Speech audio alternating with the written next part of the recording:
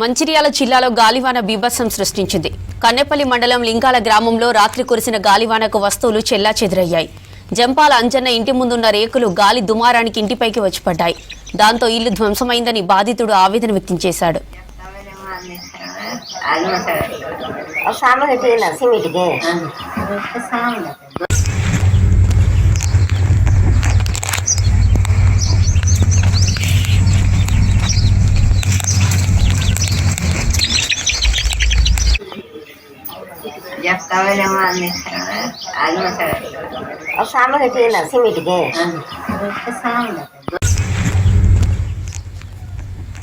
మంచిర్యాల జిల్లాలో గాలివాన బీభత్సం సృష్టించింది. కన్నెపల్లి మండలం లింగాల గ్రామంలో రాత్రి కురిసిన గాలివానకు వస్తువులు చెల్లాచెదురయ్యాయి.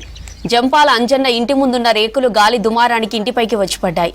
దాంతో ఇల్లు ధ్వంసమైందని బాధితుడు ఆవేదన వ్యక్తం చేశాడు.